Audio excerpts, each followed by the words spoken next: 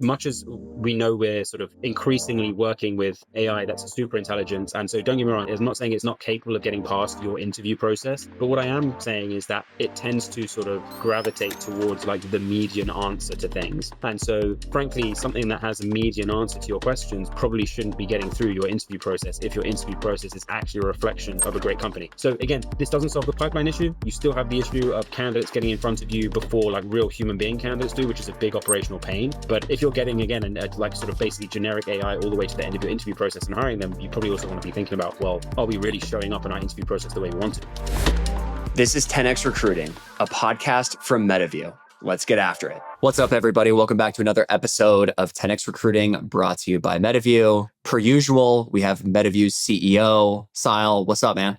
What's up? I'm good. How you doing? I'm doing great, man. It's springtime. Like weather's turning, things are nice. You're in San Francisco. I'll see you later this week. I'm excited for that. Yeah, looking forward to it. Okay, so we're going to do something a little bit different today is talk about something topical that just keeps coming up. And today's episode is going to be around like fake candidates and fake job seekers. So I want to set the scene for people, and I'm going to talk about this article that came out first, and then we can dive more into like what I've been hearing. So the article's from CNBC. We'll link it in the show notes. It's called Fake Job Seekers Use AI to Interview for Remote Jobs. Now, that doesn't sound like that interesting. Like everyone's kind of been talking about this thing. But in the article, I think the high level bullets are wild. So obviously, like people are using AI to essentially fake as if they were a candidate. It's increasingly growing. So according to a study, they're estimating that by 2028, 1 in 4 candidates across the world will be fake. Obviously, like if you do hire one of these people, like what that can mean for your business, specifically from like an extortion standpoint, like are they taking information and using that somewhere else? Are they like stealing candidate data? Stuff like that. Like stuff like that is very real. We know that. Then it talked about like some of the potential issues here. So like one is around this like North Korean cyber infiltration. So they think that North Korea might be like one of the primary drivers, but also could include countries like Russia, China, Malaysia, even South Korea. And then it sounds like now companies are starting to fight back because like there's just a lot going on here that's hurting their own experience. So like recruiters are wasting time. And I think more importantly, candidates who apply via the ATS are getting pushed down in the ATS. And so it's really hard to decipher like who is real and who is not real just based off of the resume and the LinkedIn profile because the deepfakes are getting better. So Siadhal, like you guys work with thousands of companies. Is this coming up? Are you guys hearing about fake candidates in the interview process? Yes, we've been hearing about it. I'd say like more of a trickle, like up in maybe over the last sort of 2 to 3 months. And I think people will talk about it in two ways. One is, and to be honest, in some cases, very early, when I maybe cast my mind back 3 or 4 months ago, we thought it was that, oh, okay, this is like one person thinking this might be a thing, but actually this is a little bit overblown. It's not really that big a deal. But now it's become a little bit more common. And there's 2 sort of ways that they mean it. One is not necessarily like an AI avatar, but just a person turning up for the interview who is not the person who ends up turning up to do the job, at the next, when they hire them in a few weeks' time. And then the other is increasingly now this actual AI avatar. So yeah, it's coming up, and I'm talking about, our customers really span the gamut, but I'm talking about, large organizations with sophisticated processes who, I can understand nefarious reasons for folks wanting to get into and, join those companies in some way. Less so actually at the other end of the spectrum. We're hearing it more from our larger customers, I would say. But yeah, it's definitely a thing. I think there are like very emerging, like high-tech ways to combat it. There are also some very simple analog ways to combat it too, which like obviously we can jam on now. But yeah, definitely a thing. Yeah. So all right. So I want to tell a quick story about how this is like become more of a thing for me. So to your point, maybe like 5 or 6 months ago, I got pinged from Chess Courtney, who's one of our mutual friends, who's a recruiter. And he was like, you got to talk about this because it keeps coming up. And I was like, really? You're the first person that told me about this. Like, what do you mean? And, Chess is doing, he's doing agency search right now. And so he's talking to people all day long, right? This is all he is doing. And his big thing was like, look, these profiles look awesome. And so they figured out how to like make the profile attractive enough for me to get on a call with the person. Then when I get on the call, something feels off. And I was like, all right. So that was kind of like that. Kelly and I talked about it on HR Heretics. And I was like, all right, haven't really heard much about it. So then I go to HR Transform, and I met with the CHRO at Pindrop, who's quoted in this article. And we went to lunch together. And she and Caitlin Halbert, who reported to me at Carta, Caitlin was actually the person that noticed this at Pindrop. And so Caitlin's on the call and she's like, this is like really weird. Like the person's mouth isn't lined up with like the words coming out because the AI avatar tech isn't like quite there yet. And so anyway, she flagged it, and Pindrop does a lot of these security things. And they looked into it. And so they're now designing software to help stop it. And so that conversation was like, hey, like, we're going to build this product and we're going to go try and sell it. So that was really interesting. Then I get pinged on LinkedIn from multiple people that it's coming up, and it's really, the way that they're describing it is polluting the applicant tracking system. So what I want to talk about with you, Siadhal, is like, all right, so say we're operating internally, like, what should we be doing? Like, what are things that recruiting teams can be thinking about to combat this issue of fake candidates? Maybe let's start at the bottom of the funnel, because I think like fake applicants, and then like they can become candidates, if you know what I mean. And I think applicants is like the applicant level is almost like a bit of a holy war at this point, because there are literally real applicants using AI to make thousands of applications as well. So like that's very hard to discern, and there's lots of other sort of there's other ways we can talk about that too. So at the candidate level, there's like super analog things. The most basic, obviously, is okay, well, we're going to do more in-person interviewing as part of our cycle. Yeah. Obviously for a remote first company, that's not an option, but for it obviously it is a little bit of a for folks who do have at least an in-person stage, it is a bit of a like, maybe, hey, don't worry too much about this thing, right? Because they can't, much as they might pollute your funnel, at some point people are going to realize there's no point because I can't go and speak, I can't get past the final boss. So that is one, but people are thinking about doing more in-person interviews for sure. The other is you can take some very basic steps during a call. I think this depends on the type of candidate, to be honest, the type of candidate you suppose this person is, which is, funnily enough, the AI is, much as you're saying it's not perfect, fundamentally it's being trained on face and mouth movement primarily. And as you can see, even in us on this call right now, you can see then more than just my face and mouth. And in fact, I wasn't even doing it on purpose, but I was sort of gesticulating with my hand during that. And that's like not something that these things tend to do. And so you can actually, again, this is, people aren't doing this right now. So I don't want to sort of come out and say, hey, you should do this thing, because it might be a bit weird. But if you ask that candidate to look to their left and look to their right, the AI avatar would not do a good job at this, essentially. So there, again, if in a world where this becomes actually something we want to proactively guard against, now this is not a panacea, right? Soon enough, the AI will be able to do that as well. But there are, in this sort of arms race of trying to sort of get on top of this, that is definitely something you can do. Now, both solutions I've proposed so far do not, again, feel like the solution we need, right? We need something a little bit more more intuitive, more human maybe than like asking potentially real people to come into the office unnecessarily or look to the left and right before you start having a conversation with them. But they are still, like, in a world where it's actually becoming a large problem, that AI has this sort of weird incapability to do those things. So that's definitely one. I mean, I do think there's something to be said here for this is, funnily enough, loosely connected to another thing that is coming up a lot, and definitely came up a lot at Transform as well, which is just this general like trend towards like getting a bit more real about your culture and having like a bit less of a vanilla interview process.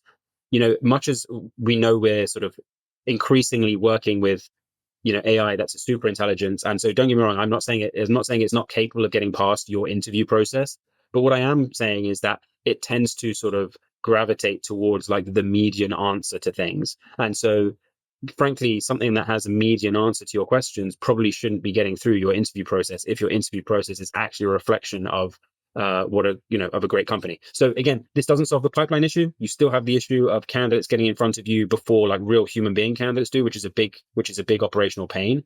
But if you're getting again like sort of basically generic AI all the way to the end of your interview process and hiring them, you probably also want to be thinking about, well, are we really showing up in our interview process the way we want to? Yeah.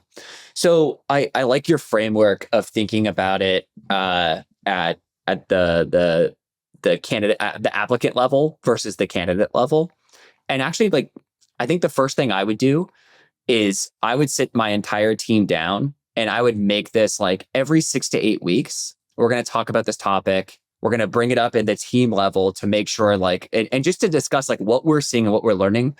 Because one of the core points here is the problem we're facing today will likely be different than the problem we're facing in the next 3 to 6 months. Like the tech is advancing and this isn't going away. So I think we just need to normalize that this is going to be a problem that we need to continually try and solve. So that's the first thing I would do. So at the applicant level, if I was a company that had a ton of inbound flow, I would strongly consider implementing a step into that process before we talk to a human that AI is tough to replicate, or at least like you could see crappy AI like kind of like pretty easily. And so examples would be send me a 5-minute video and tell me like why you're interested in this job or what you're optimizing for, whatever it is, like frame it to like what's best. I think what's really important if you add steps like this and add friction into your process, the thing you need to do is you need to clearly articulate to candidates why you're doing it and what is the benefit to them. And let me be clear, the benefit to them is not, we're trying to make sure you're not fake AI, right? The benefit to them is like, we get thousands of applicants and we are going to look at every single one of these. And this is going to dictate whether or not we're going to be able to move forward with you quickly, right? So it's like speed of decision and getting back to you. And what we're finding so far is I've had friends in the space of building software to help candidates is that there's increasingly more companies with high volume recruiting that are implementing these steps, but the ones that do it by articulating the candidate benefit actually have higher NPS scores from those candidates. Mm-hmm. Yeah. So I would do that at the top end. And I think, by the way, sorry to interrupt, but you also, this is a slightly tangential thing, but I also find when I speak to folks, and it sort of stands to reason for me, you also get higher offer acceptance rate. People that go through a process where they feel like they have truly been selected, they've been through the gauntlet and they're getting chosen. You want to be part of that tribe that you feel like you've really earned your spot into, as opposed to like a lighter process where, yeah, fine, it was decided based on the resume. Yeah. Candidate experience 101 though, is you have to explain why your process is the way that it is. Mm-hmm. Like, yeah, so that's the thing is like, I think if you're adding steps or even changing steps, those are things that you need to be able to clearly articulate to candidates. So that's thing one at the applicant level. I think thing two is like, you start getting on the phone. Sadly, I just think recruiters, you're going to have to be on the front line of this. Like you're going to have to like start to look more closely when you interact with people for some of these red flags. And when you experience a red flag, this is where you're going to have to start experimenting with different ways of vetting if that flag actually is a fake candidate. Yeah. Right? You just had a great example of this, Siadhal, right? Which is like, I'm talking with my hands right now. Yeah. Right? And so it may seem like literally saying something like, hey, this may seem awkward, but can you just like lift your hands up and look to the left or right? Because we've been getting a lot of AI candidates and I want to make like, I'm enjoying this conversation, but I just want to make sure it's real. Yeah. Yeah. As you're going through this, I'm thinking yes, but I'm also thinking it feels like there's going to be, so deepfakes are going to be a thing. It's going to be like a part of, like, we're all going to become very conscious that you can't believe everything you see and that society is going to find a solve for this. And I wonder in this case, if you like track the incentive, like usually to get a candidate in my pipeline, there's someone who's benefiting from that. either it's like the jobs board company that is like getting paid in some way. So if that jobs board company is sending me candidates that actually end up being AIs, like they should feel the pain of that. And once they start to feel the pain of that, they'll think about how to solve that. Or if it's a recruiter, if I'm working with an external recruiter and they send me a candidate that ends up being an AI, they will definitely hear about it. They will avoid that mistake again. So I'm just trying to think through what's like, if you just follow the incentive path for this, like where is the solution? And I wonder if we're just going to get to a point where, just as, it's expected that I verify my identity to do certain, financial transactions or something like this. Totally. Is the inevitability? But the reason I'm saying it is because I'm not saying people shouldn't take these actions in the meantime.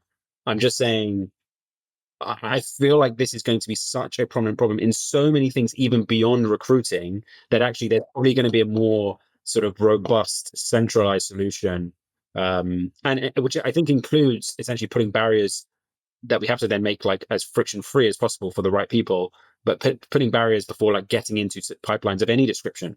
The challenge, if you're so think if you're LinkedIn, right? Like LinkedIn's not making a killing from their job placements, right? It's like a product that they add.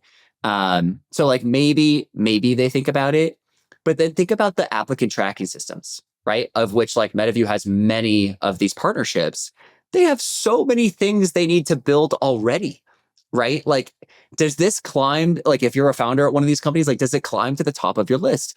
And then like, I mean, even I have you right now, so I can just ask you like, okay, Siadhal, like you're recording all these interviews, right? Especially when we're talking to people like this, like, where does that stack rank in your product roadmap? Probably not super high yet, because like there's other core features that we need to build because we're trying to drive value. So I'm with you on the long term, but I'm also skeptical. Like I think the pain is going to become much more acute before companies like you start to solve it, because you have other things in your roadmap that you're already trying to build based off of customer feedback. Yeah. I mean, we're taking this feedback seriously, I would say. But yeah, I guess like, is it drop what you're doing and like solve this problem?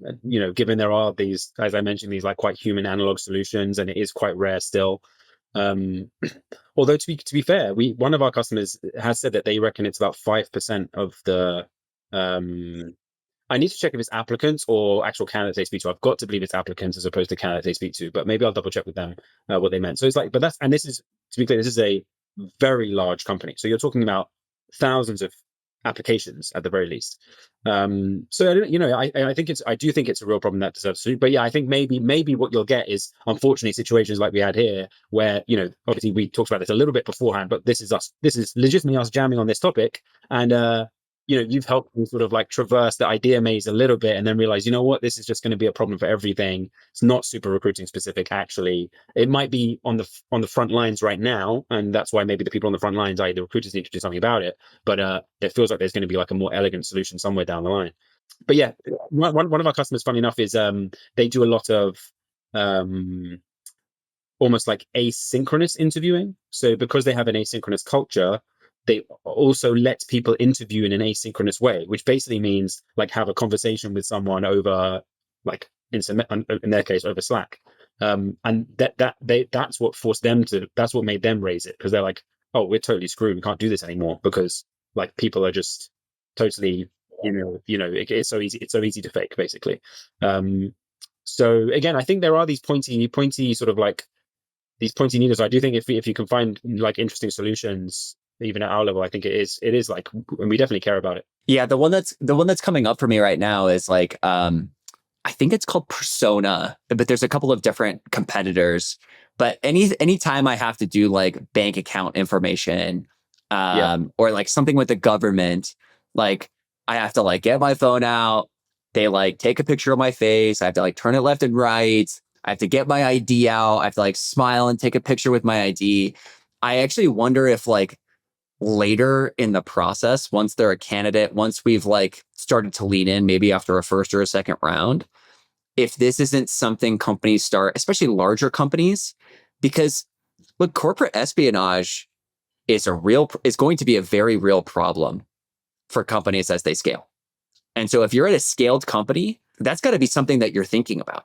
So I'm wondering if that's going to be part of like the way people think about this. One orthogonal topic for you. This one just came up. I went to the Sapphire People Leader Retreat 2 weeks ago, and I had a chief people officer come up and say like, "Hey, like people are talking about this fake candidate thing. Like I heard your episode on that." Um, she's like, "The thing that happened to us is that we had people impersonating the company. Have you heard about this?" I've seen it come up. It's not like something I hear a bunch, but I've seen people mention. Like I see a lot of people put, not a lot of people, but people post on LinkedIn. Hey, if you get a reach out from a recruiter and they say XYZ, that's not us. Don't do it. So yeah, that's not uncommon. So this is how this person told the story to me. They get pinged from somebody and they're like, "Hey, I just got an offer from you guys, but it felt off. Like, is this real?" And she was like, "What? No? Like, who are you?" Like, and so anyways, come to find out, this deep fake company had extended 6 offers on like as if they were that company. And the reason that they're doing it is to get the candidate's bank account information and social security number. So in this situation, they actually ended up hiring like a couple of these 6 people, which is like, you would never expect that. Like that was like a wild. People are buying this deepfake company because they've got a bloody good hit rate. Yeah, I was like, what? But so the thing that's coming up for me right now is, look, we're all getting these messages now, like kind of like I get them literally on a daily basis. Like I have one today. It's like, oh, Coinbase password reset. It's clearly not Coinbase. And so I just think that this is going to be a normal part of the way that we think about problems. This is going to be a normal problem that is consistently coming up. And so when I have regular problems within a business, I need to be talking about them all the time, right? And so you need to be creating space for people to be sharing what's going on internally. You need to be talking to your homies outside of the company to see if they've dealt with it, to see how they're thinking about it, to be talking to companies that are later stage with you than you, because they're going to be the bigger target. But I think we're entering this whole new world right now, Siadhal, to where it's like, I don't know if we're quite prepared for the level of severity that's coming in the next few months.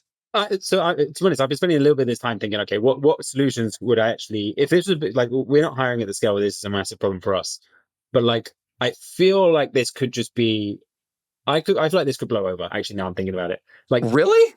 You have an application, you give us your LinkedIn, you give us a LinkedIn profile as part of this. And we just expect, and if you don't have a LinkedIn profile, you're going to be lower down the list. Like, it's too bad. And, you kick off, one of these operator or Manus type things and say, you give it a bunch of criteria for what looks like a valid LinkedIn profile. If it's only existed for like 3 months, it's probably not. But all of this data is accessible. So I feel like, with things like this, frankly, where people talk about it as a problem, you get like some smart people who solve it in like a hack day weekend. Like, I don't know. I feel like this is like a hole that maybe can be plugged easier than we think. I could be being super naive on that, but yeah, like I can imagine recruiters are going to be more protective of their calendar. So they'll go and start to check, well, who is this person on LinkedIn? Let me check them out. Okay, this is a bit suspicious. They do that 10 times in a row. They're like, you know what? I'm just going to build an agent to go and do this for me every single time someone gets on my calendar, and then I don't have to do it. So I think like the solutions sort of emerge, like as you sort of hone down on the problem, you realize there's just some like human activity I'm going to do, and therefore I can now get an agent to do it for me. And then that's interesting. Did you say operator and Manus? What are those? So operator as in ChatGPT operator. Got it. Yeah. And then Manus is this really, everyone, it's like waitlist only. I do have a few invites I can give out. Maybe I'll give one to you, Nolan.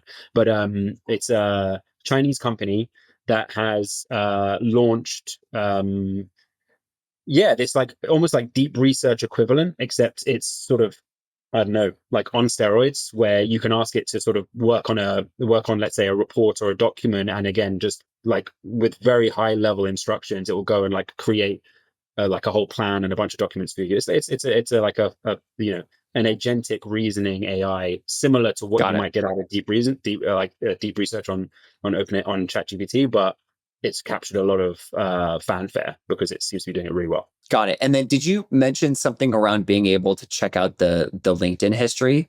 Like that actually feels like a legit solve of like, when did this person create their LinkedIn profile? Like, is there a tool that you can actually see that today?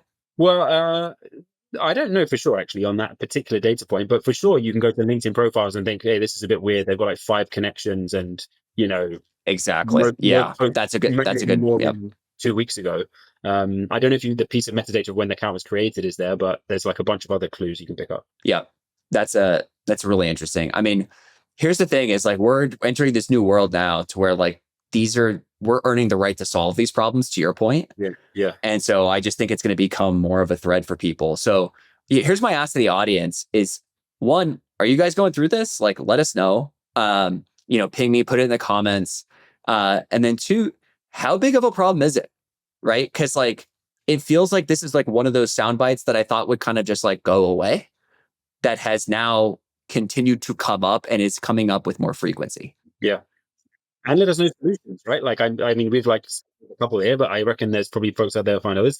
The one like weird like thing to think about with this is, okay, so there's a bunch of this that is probably legitimately bad actors, like people trying to infiltrate companies or whatever it might be. But we're probably also not that far away from a world where a smart candidate literally thinks, oh, for the recruiter screen, I'm just going to send my AI agent to that. I think that it can probably handle it. And I'm going to do 20 of them like today and see which ones I get through to the second round on. And like, yeah, we probably won't be happy with that because that wasn't the sort of the social contract we had for this recruiter screen. But at some point, we may well get to the point where we are okay with that. Like, as a way to get more information about you, if this is like a verified likeness or avatar for you, then yeah, I'm happy to like get some data from it. So I think it'll be interesting to see like where does fraud and like legitimate use of AI by someone who's being showing initiative and trying to get a role, like there'll be conflict between those two things as well. That's an amazing reframe, which is like, okay, if this is now part of the new world, like how do we actually leverage it to make work better? Yeah. For everybody, for the candidate and for the recruiter and for the interviewers and hiring manager. Totally. All right. Well, we'll see. Let us know in the comments. Thanks all. See ya.